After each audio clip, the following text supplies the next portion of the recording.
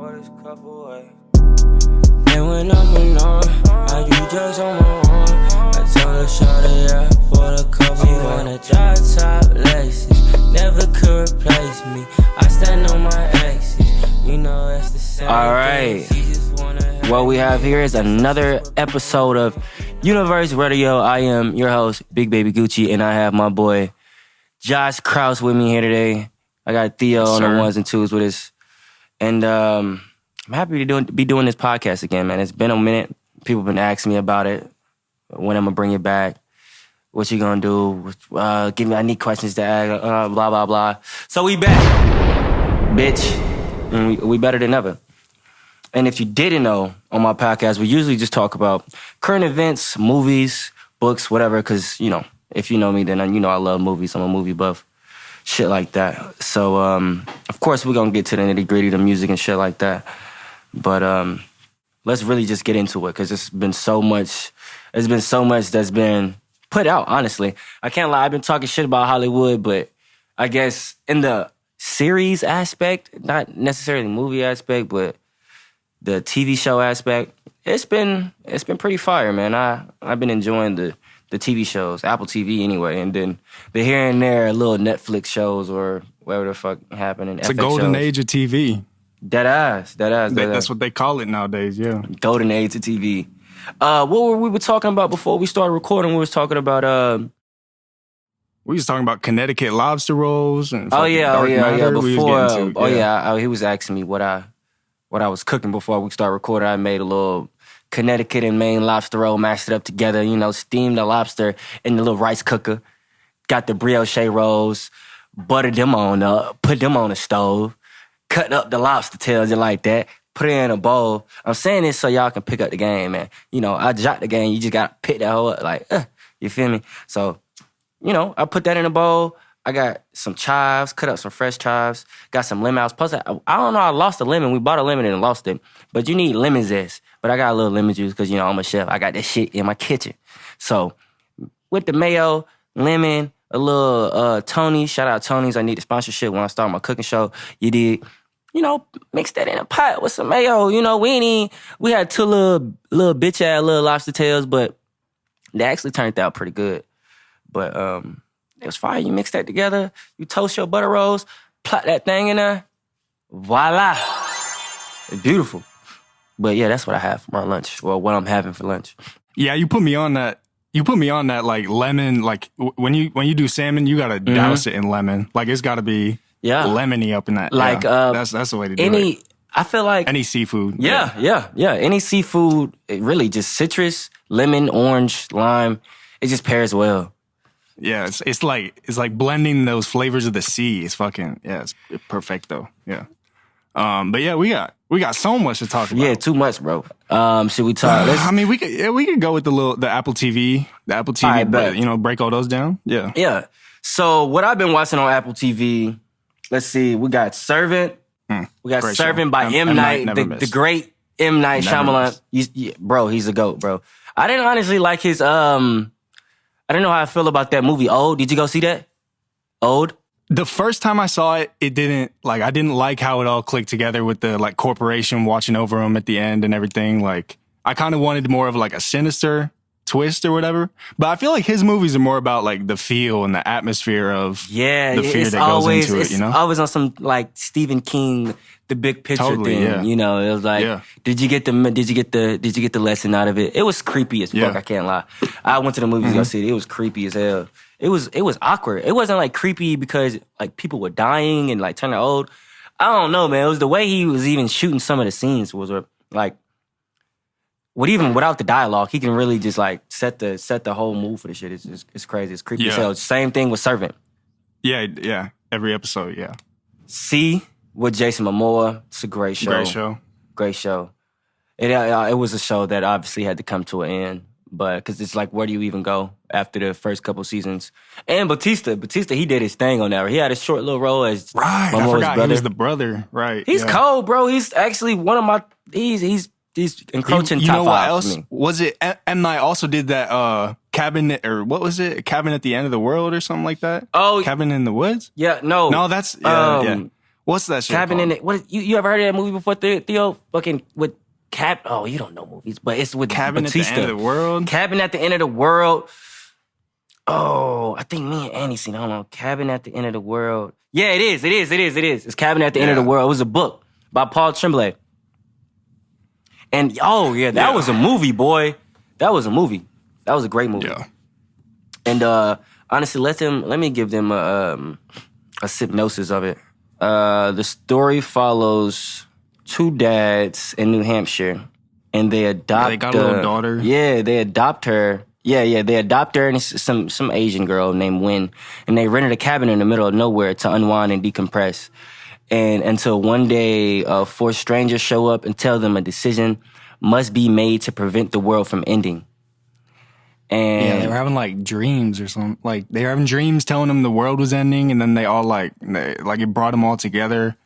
They were having exactly. It was almost on some cultish Christianity. Yeah, like Four Horsemen. Yeah, and they were saying, didn't it? Let me finish. Okay, it said we got 7 total characters in the book, and Jesus does. Tremblay worked them to. Okay. He's saying Jesus, does Tremblay work them to the max? The author that wrote the book, not the movie. But the movie, it kind of. I didn't read the book, but from this synopsis that I'm reading, it lined up with it. And he says the house and cabin invasion stories are always tension-filled, but Paul decides to add an existential additive to the Four Horsemen of the apocalypse narrative. And the family, they go around like trying to kill people, well, for the greater good, kind of, basically. Yeah, they're like, the devil made me do it or something like that. It was like, if you didn't die, thousands of people are gonna die. That's what it was. Right, yeah, that's what it was. Yeah, right. And then he was like, "You don't believe me." I remember one scene he was like, "You don't believe me," and every time he said no, it was some crazy ass sickness that would happen on the. It was insane, bro. Plague, it was insane. Some shit. Yeah. What else we got?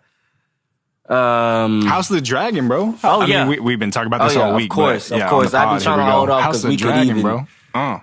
Do so much with that, bro. I love it because honestly, anything that's adding to the Game of Thrones world is a plus for me. For real. I mean, that's HBO's like cash cow. Like they're doing. There's another one coming next year, but this one is just so good, and it's crazy because like they don't have the same creative teams behind House of the Dragon. That was like it was different writers and everything, but they still captured the different feel writers of the world. I didn't know that. And it's completely new staff, and they still brought back the feeling of the world and just like the the political scheming, everything that goes into it is just enthralling, really.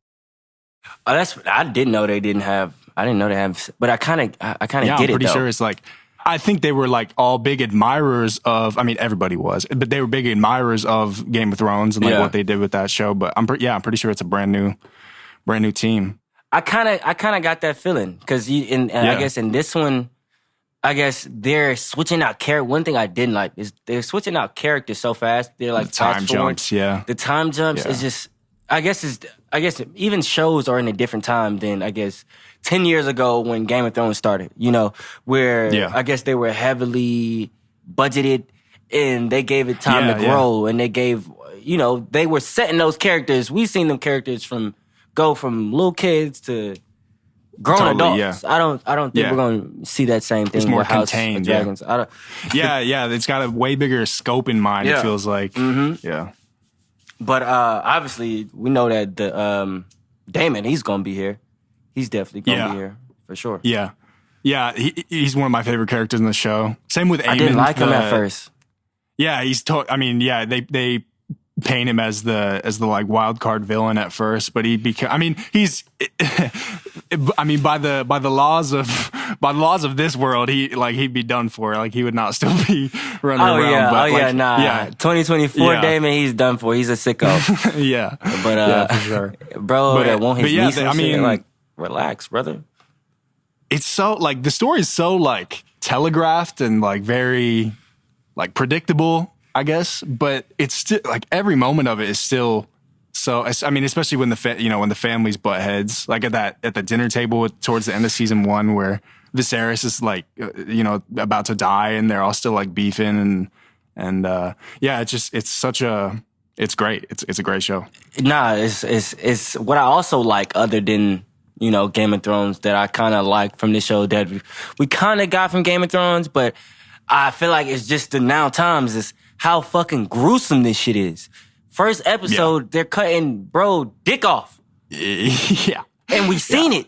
Like, Yeah. we seen a couple head chops and shit like that in Game of Thrones. And Shogun started that exact same way. Remember with Shogun I did forget start that the way. character's name, but that that village lord, he has him boil the Englishman in the pot, and Which is like funny. the whole village can hear him like scream. It is funny. It's funny as fuck. Yeah. Because they're two great shows, and the writers or whoever, the House of FX, they don't really like the comparison of Shogun and Game of Thrones. No. I don't know why, but it's like, why wouldn't you want it to be compared to one of the greatest shows ever? Yeah, totally. You talking I about agree with that, Succession and shit. I'm It like, must just be some like it's- pride. Shogun is not like fucking Succession. What are you... No, The fuck are it's y'all completely talking different. about? This is a game of, like, it's literally a game of fucking Thrones. Yeah. I mean, Succession is great in its own right, but Yeah, exactly, but it's more- it's not on the level of these like giant stories about empires. Literally, like this is about a corporation. Nah, literally. Do you know how much they spending on this episode? Shogun No, on... or House of the Dragon. Yeah, because I I know did it was not like an see. M No, for God. I did not. What'd you see? No, I didn't. I gotta. Oh. Let me see if we can look it up. Real Yeah, quick. I see those on Twitter every once in a while, but yeah, I haven't seen it pop up for this one. But I mean, I would imagine Let's see. at least 30, 40 mil. I mean, because it's it's like a HBO's 60-minute marketing mini budget movie. for House of Dragons, the prequel for Game of Thrones, reportedly cost over $100 million to accomplish. Oh my god! Yeah. And that's just for the marketing. Oh my! That had to be the first. That's first season, $100 million. So that's $10 You know what I was million an thinking about? episode. Oh Yeah, my that's crazy. god! What I was thinking about the other day though was like because I had to sign up with a new just because it's been 2 years since season 1. I had to sign up with a new HBO. Like I just made a new account and everything. I just it's arbitrary, but in their like system, I wonder how many like how they gauge like renewing shows and stuff in terms of like bringing viewers back to watch shows like that. I mean, House of the Dragon's got to be their number one show in terms of getting people to subscribe and stuff like that.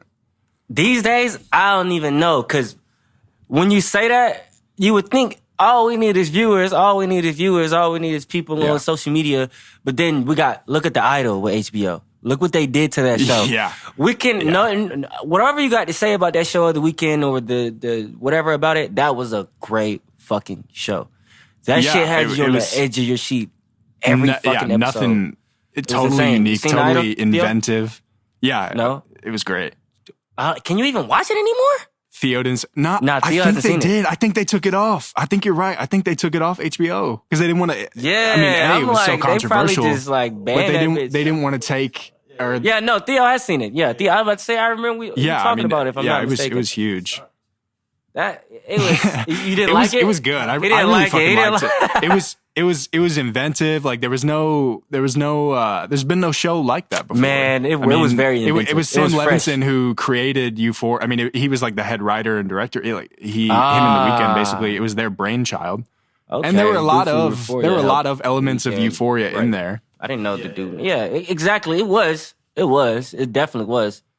I get it. That's pretty cool. But I'm sick of fucking HBO has been like they took Westworld off there just because they don't want to pay the actors residuals. It's like that was a big show. I can't believe these media companies are able to just like throw away these big properties like that. Like there's probably still an audience for that show. That original movie was. I haven't was a seen classic. Westworld. Like, people love that. I haven't I was about seen to say you got to watch it, but how the fuck you going to? Because It's took HBO off? was like, nope, nobody's watching this. Yeah, they got rid of it for whatever reason. But shit, let's jump into a question or two right here. Yeah. Give me a question. What they asking? All right, we got one from Christian Miller _07. He says, "Can you listen to your music and enjoy it, or is it old to you because you've heard it so much?" Like, I guess take it from there. I guess some songs, I guess I enjoy more than some of the other ones. So I guess I listen to them more than other ones. But I feel like if I wasn't me, I would listen to to most of my songs. I feel like, if I wasn't me, and now I still had the same taste, You know, if that's what you're asking, if it's, you know, his Yeah. question was if I wasn't me, or, you know, do I listen to my music, or is it just because I make it? Yeah, I think I would listen to my music regardless if I made it or not. Most of it, you know, some songs even I don't like of every artist, so I can't even sit here and say, oh yeah, I would like every song, because I mean, I don't like any artist every song. Yeah. But yeah, I mean, that yeah, was a good no, question. if anybody says that, they're lying. But yeah, we got a couple more about like just the creative process and everything. So I You can- guess you can give me one we'll go more. into these. Yeah, you can give Yeah. me one or two more. We got Kyle Good GE. I guess he says, "How has fatherhood changed the way you approach making music?" How has fatherhood approached the way I make music? I'm hungrier. I got more things to rap about. I think I was talking to Theo about that the other day, yeah, about this question. I'd seen it. I'm hungrier. Definitely hungrier. So, you know, I got more things to rap about, more stories, because you just go through more shit when you got kids, you know. So, yeah. Yeah, totally. Yeah. Shit. What else you want to get into? We got fucking Celtics. Just got the easiest chip ever in my book. Man, nah, that Celtics. I mean, they to the Mickey they Mouse got a Championship, squad, as they but- say. But I can't even talk shit though, because shout out to my cousin. Yeah, I mean, yeah, totally. Yeah, that's crazy. Woo! Jaden Shout out Springer, to my boy, Jaden got him Springer. in his second year. Well, yeah, it's his Yes, second sir. year. He got a ring before Joel Embiid. That's all I see under the Celtics post. Jaden Springer ring before Joel Embiid. I love it. Hell yeah. I love it. But, Hell yeah. man, I mean, I feel like they deserved it, bro. They were fucking, they'd been into the Totally, finals, yeah. what? I mean- once before, twice Yeah. before. But they've been to the East finals like every year since they Yeah, got, that's what I'm like, saying. And they in the Tatum and East Brown. Finals every single year. And it was only a Yeah, matter they of had time. to grind for it. You're right. Yeah. They definitely had to grind for it.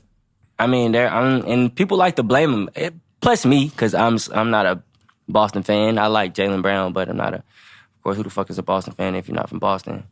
But I mean, I feel like they deserved it, bro. I mean, they put the pieces together. The Boston put the pieces together. They just drafted them. It wasn't like they went out and bought anything. They got some other pieces like Giroux and KP and shit like that. But I mean, shit, they had Kyrie at one point. He was traded there, or he just signed there. So it's like they didn't been through it, bro.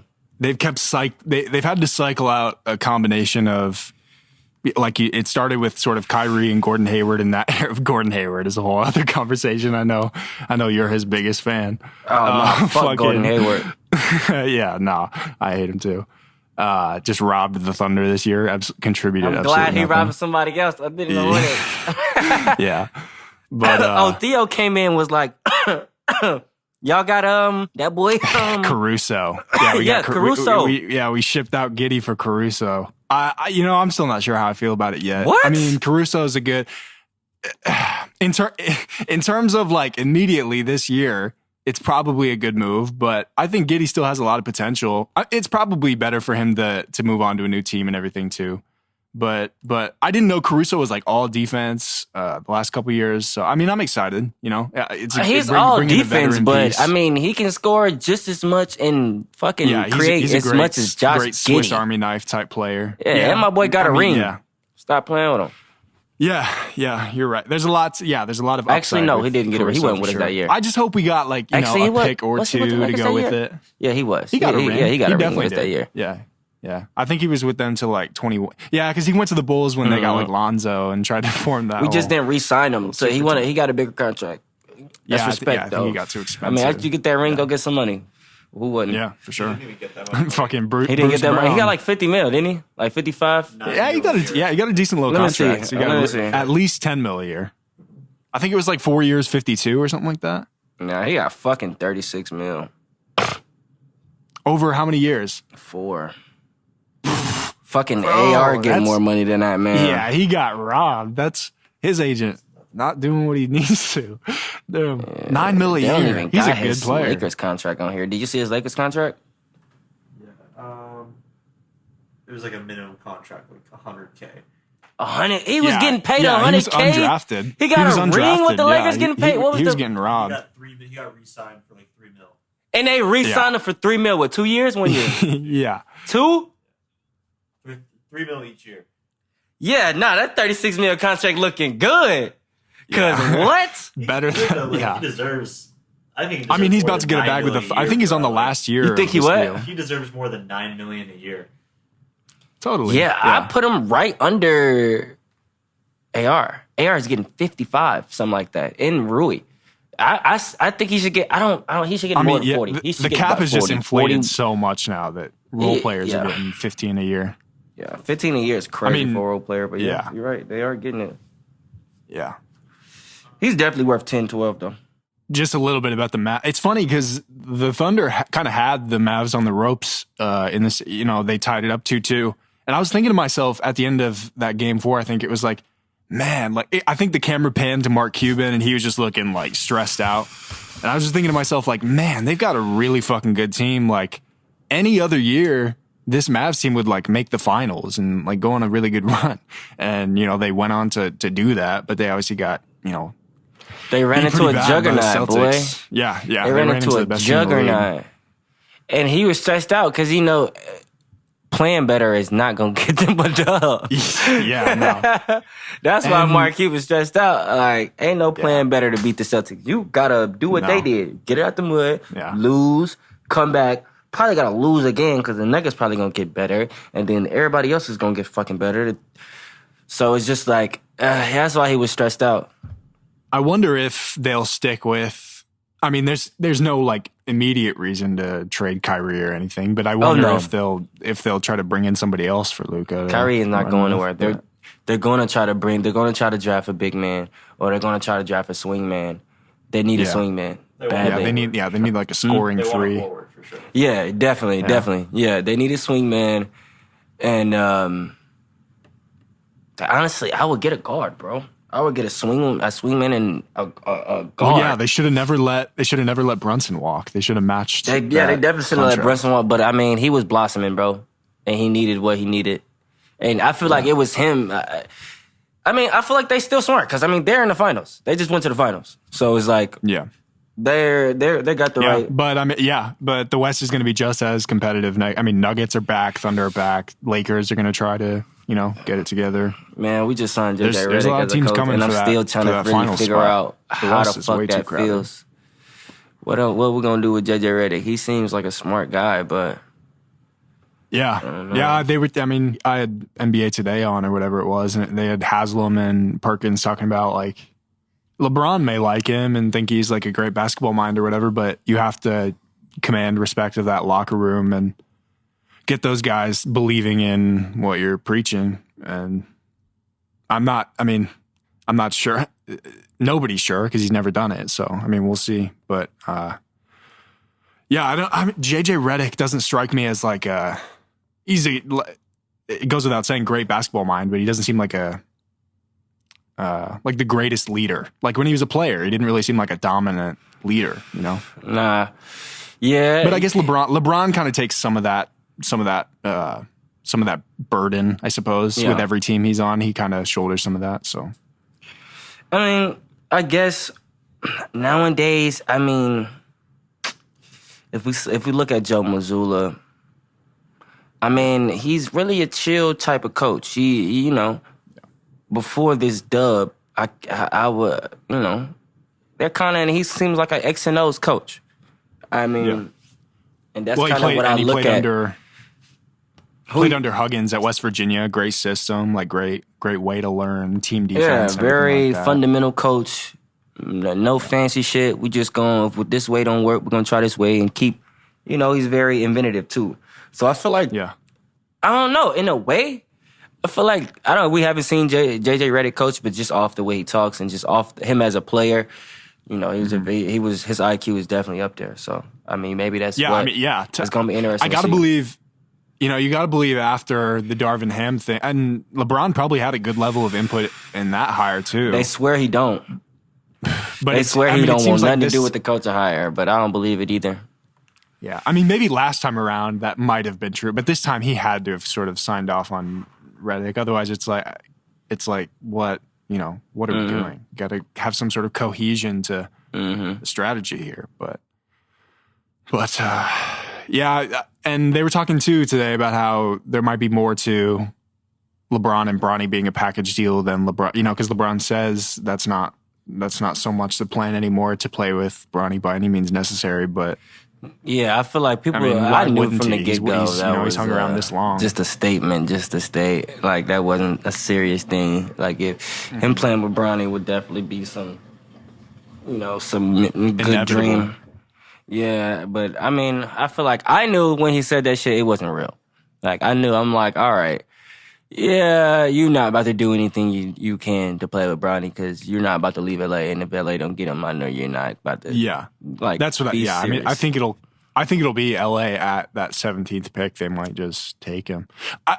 I swear to God, if we fucking take Bronny James at 17, I swear to God. Well, I mean, look, bro, it's like where'd you get Hood Schifino last year? He was like what 21st or whatever. And he ain't even really contribute very much. Okay, but he was tough in college. No, totally. I totally. He was a baller. Like he was tough in college. That's what I'm like. We took him at 21st, and I feel like I don't know. We might learn from our mistakes. I don't know. We definitely need a guard. And in year 2, now that he's healthy and everything, he might be a contributor this year. But I'm just in terms of value added. If I were a Laker fan, I would also probably be pissed about drafting Bronny at 17. But I think there's more upside than the fallout if it doesn't pan out. You know, I think he's just too valuable as a prospect, and in terms of just keeping LeBron around and the legacy of LeBron as a Laker, like if he retires as a Laker and everything, just I think that would be good for the franchise in general, but. But I mean, they'll figure it out. they know what they're doing. So, well, shit. I'm a Lakers fan because I live in LA, as we know. But I'm from Charlotte, as everybody always know.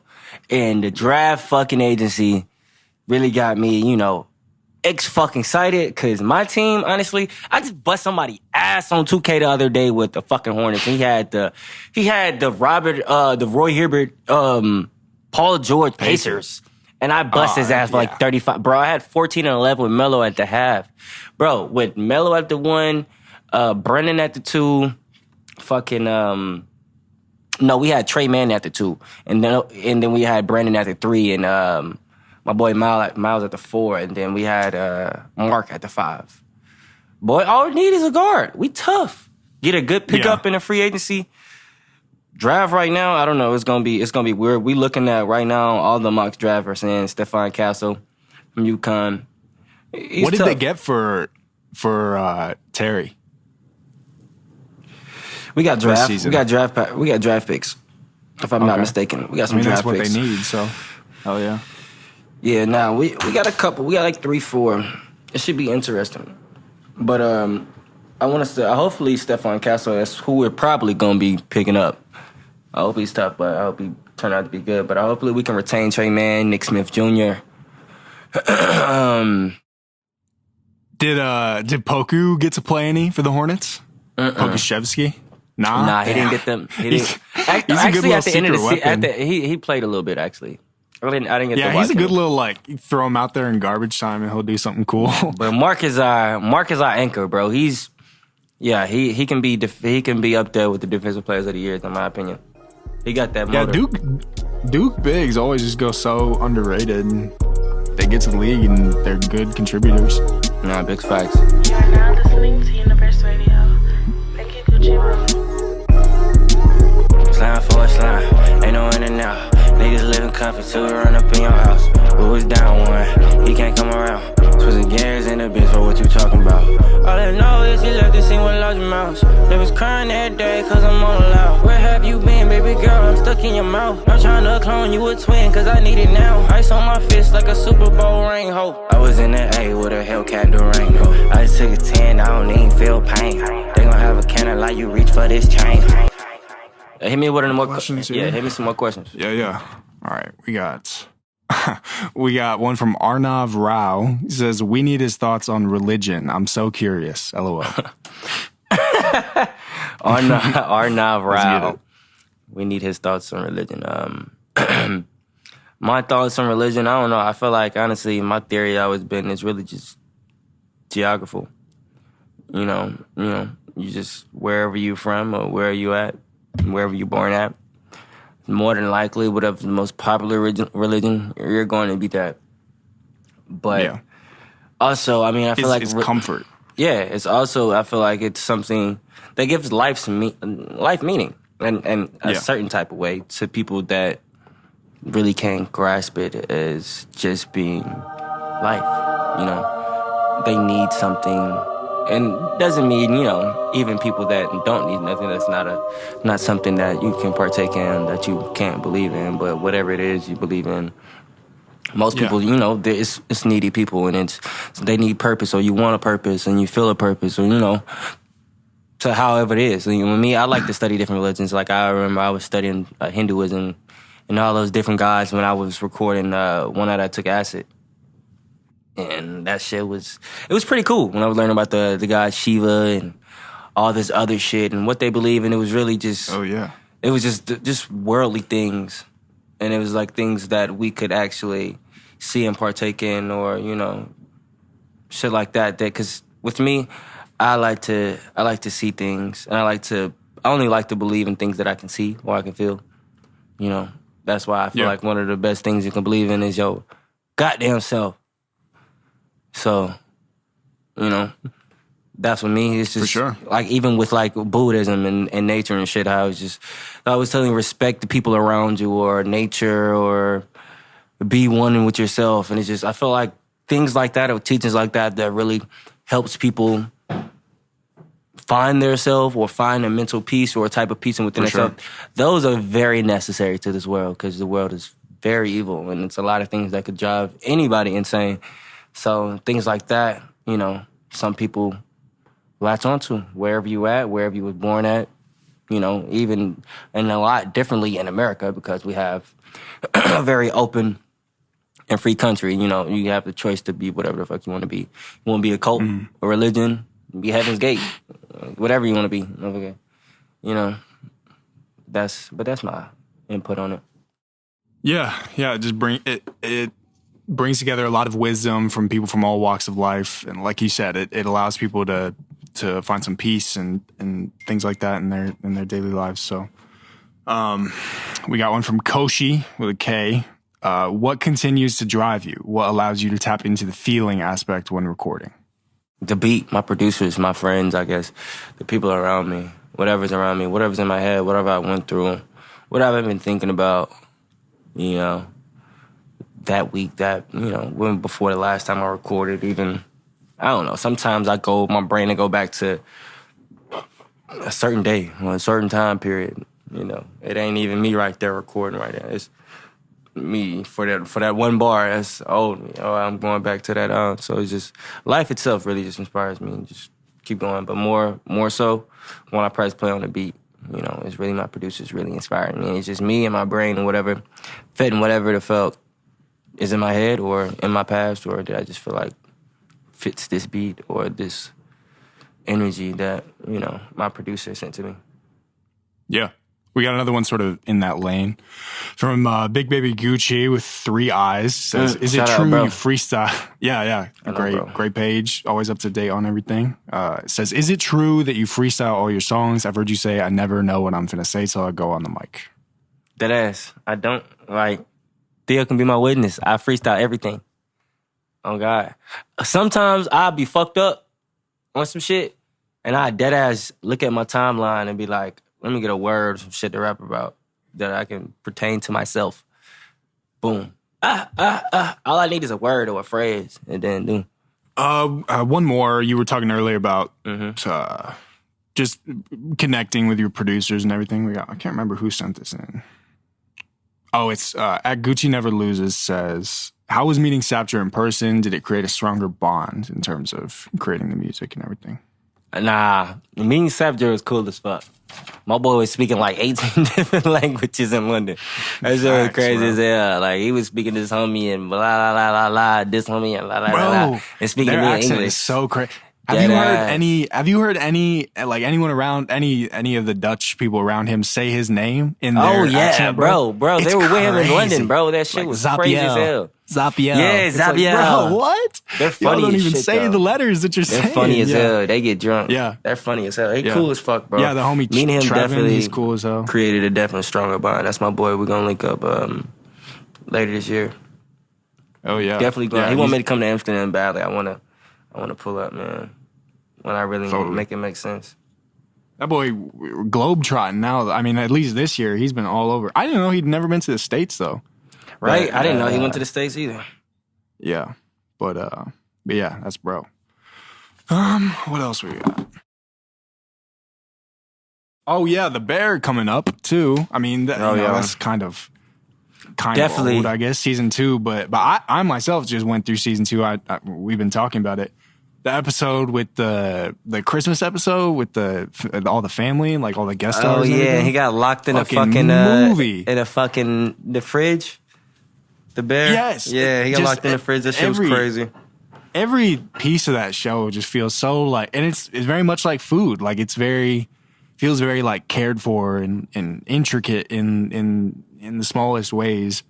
No, I love the Bear, it bro. just- it Yeah, really it just does captures feel that true. kitchen It atmosphere. feels true. It feels like a Totally. real high. It felt like a real story about somebody that really came for redemption and really just betted on himself. Came back Totally. and built this restaurant from a fucking pizza parlor that served terrible food and was getting closed down to this nice, damn near Michelin-starred fucking establishment. And it was very amazing. And that episode was fucking intense, really, from the get-go. When you walked and you opened how they just came in and just opened the door. It was cool as fuck.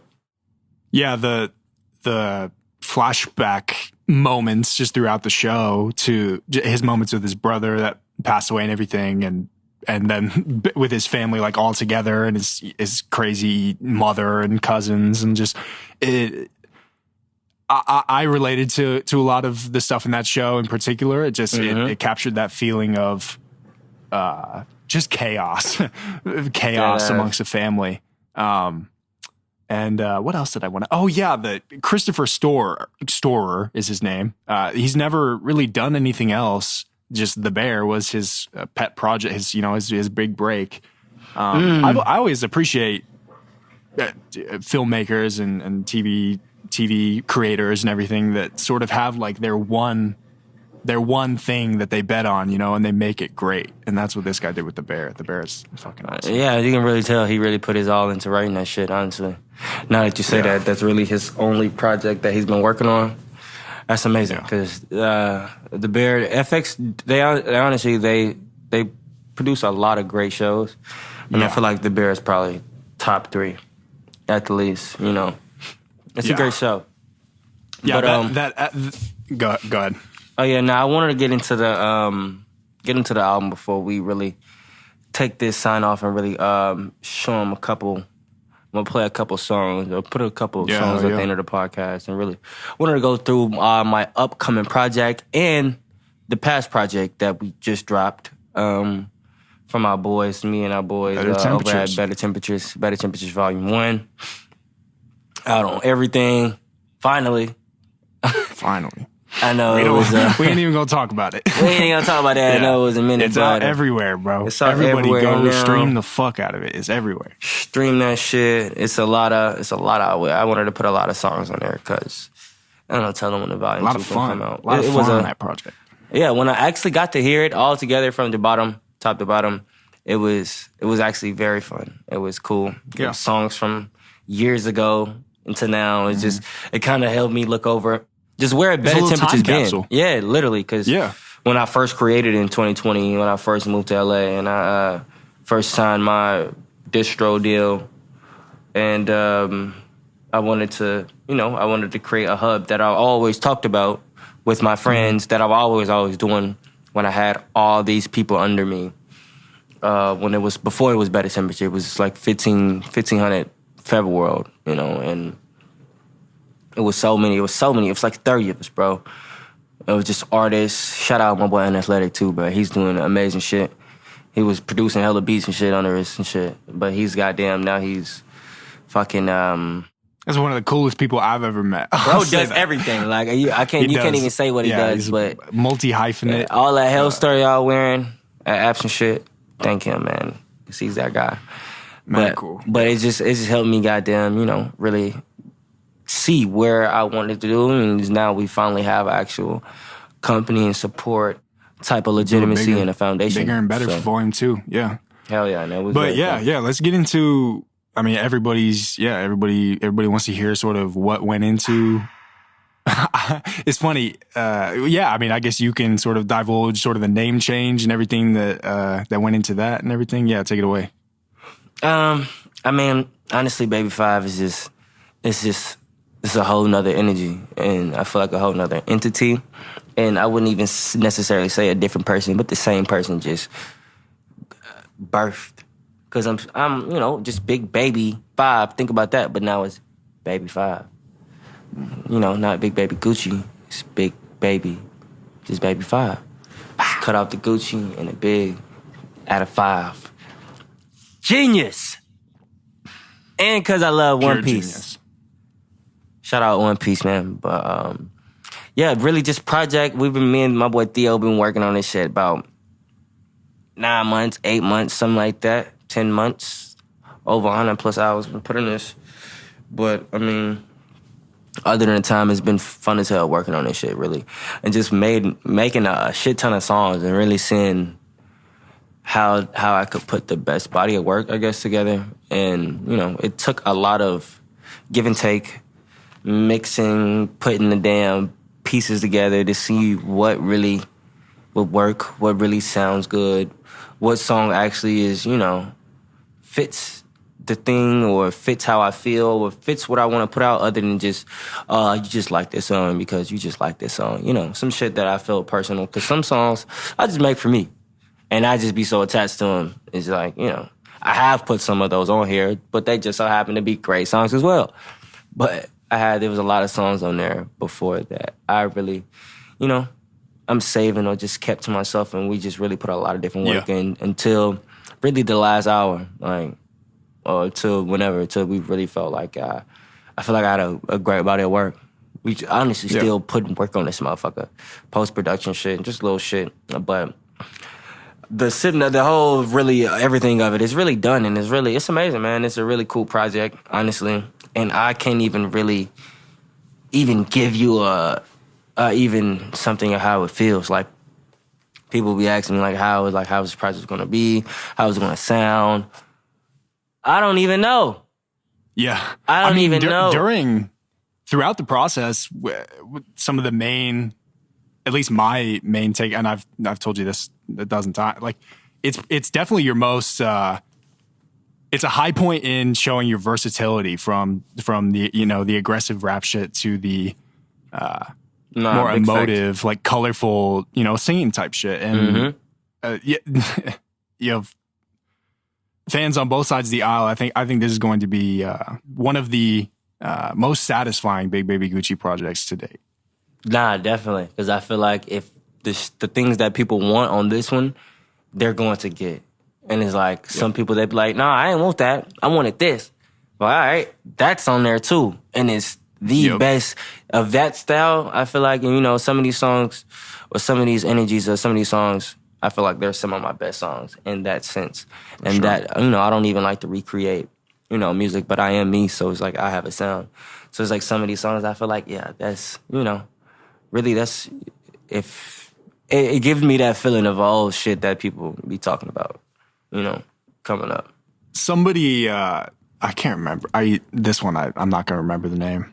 Somebody was asking about when we were gathering questions for this first episode. Mm-hmm. They were asking about the ideas behind some of the quote unquote abandoned albums, like A Girl Is a Gun and Iris and things like that.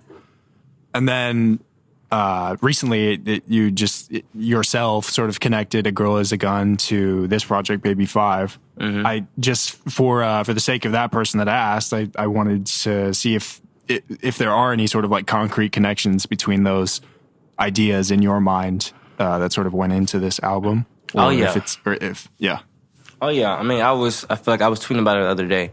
To me, Baby 5 is A Girl Is a Gun. You know, that was an album that I was working on a couple years ago when I did the single A Girl Is a Gun. And there's a lot of other projects that, you know, Iris ended up turning to Iridescence.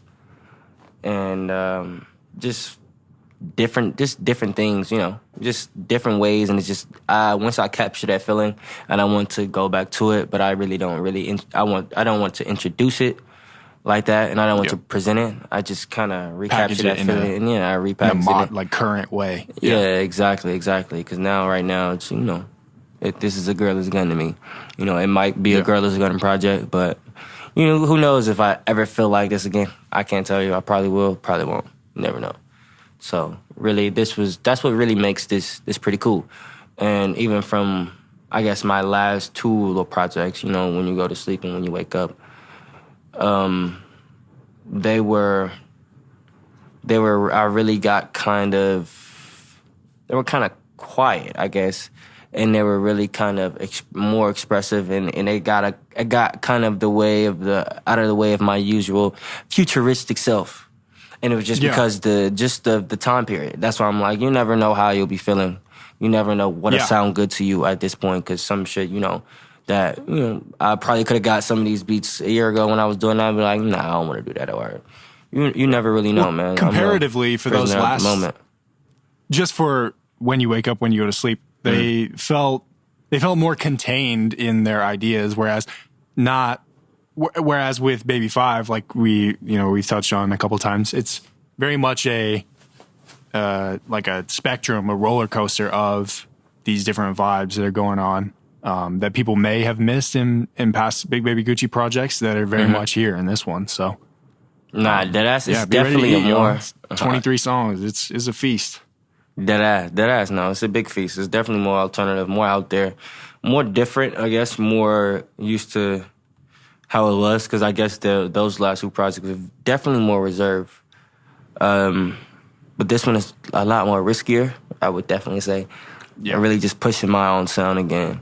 You know, really just, and I got a fucking 5-star gold Admiral engineer over here with Theo, man. He's chefing this shit up to sound like it ain't never been sound before, man. This shit's amazing. And really just putting it, a story to this shit. So I can't wait. August 5th, man.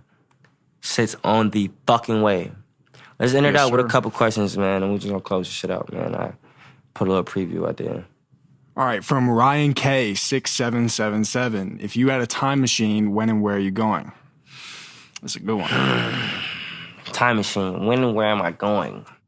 That's the thing. Like, I just thought about that way. It's a time machine. So really, theoretically, it would only take you where you are currently, just back in time.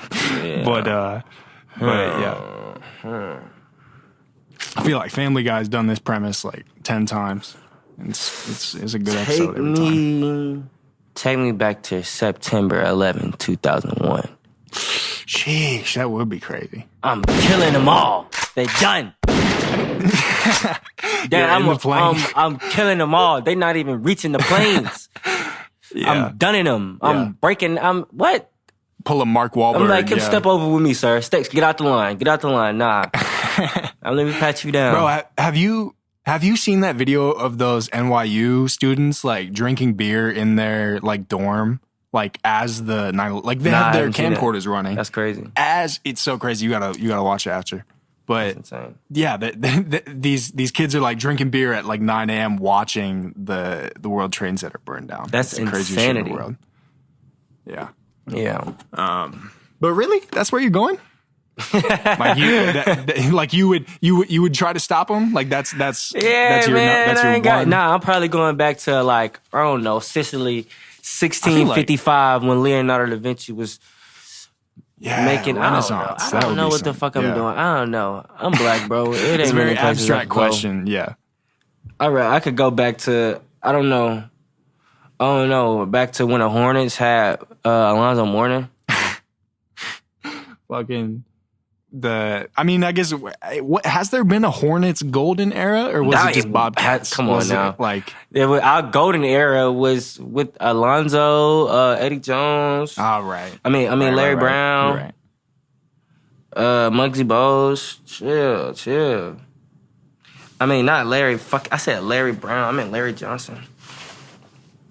Like he was the big? No, I'm he trying was. to remember from if I've used him on a 2K Yeah, team. no, he was. I know Muggsy, obviously.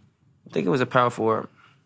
What? Like when was that? What That era? was 91. He was an All-Star in 93 and 95. That was like Jordan era shit. Mm-hmm. My boy averaged goddamn 20 and 4. 24 and 8. Stop playing with him. I mean, I don't think there will ever be. He was Rookie of the Year. IT wasn't quite Muggsy's size, but I don't think there will ever be. Like Muggsy was the last one that was probably able to play in the league at that size. Hey, we had a fucking team. Del Curry, Larry Johnson, Alonzo Mourning. I forgot. Fucking Muggsy Bogues. Right, we're at 51 here. Yeah, let's get one more question, and then we can spice in a couple. All right, Corey Gilly says, where do you see yourself in 5 years? And then in parentheses, got music, family, business, etc., etc. Just broad scope. Where do you see yourself in 5 years? I better be on them pop-top charts. Oh, God, in 5 years. I need to hit them billboards. You feel me? But nah, I better, my kids will be older. I hopefully have a huge crib. Hopefully, I don't know. I want to learn how to fly a plane, bro. That's been one of my things. I saw you were talking about that earlier this week. Yeah, I want to go to pilot school. I was talking to my homie Trey because he's literally learning, and it's just funny how I've been talking about this for a year now, and it's like he just flew his first plane, like a week or two ago, and yeah, I want to learn how to fly a plane, and I want to take pottery class. I don't know. I don't know. You said pottery class? Yeah. Hell yeah. I want pottery. I did. I want to fucking if I pick up a rich person hobby, I want to start doing woodworking. I took like a wood shop class in high school. I built I built a dresser. I built a nightstand. I built like a bunch of like practical stuff. It's fun. It's like art, but you're building furniture, you're building things to use. So. But yeah, those are our hobbies that we wish we could get into. But hell yeah, this is episode 1 where we'll be back. Deadass, man.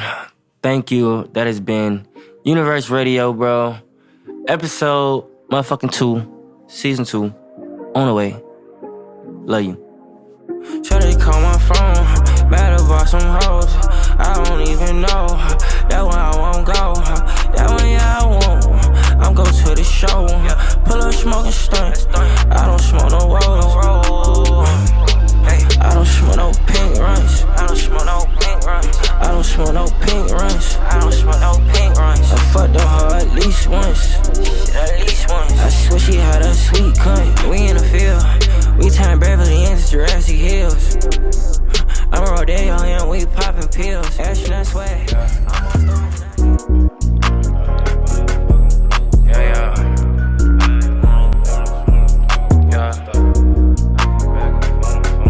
Baby girl, my neck like a bottle. I got money for you if you fucking. Rising full of baddies in a huddle. Your nigga get money, make sucker. Think you getting some money, you funny. Girl, I promise to meet you with dummy. Bitch, I'm working at night like Cuddy. You don't want me, I'm fucking your buddy. You don't want me, I'm fucking your friend. Bitch, I'm ballin', I'm not like your man. That little hoe is stuck in the past. Cause she know that she always is bad. She ain't got no bag on her. Can't call no flag on her.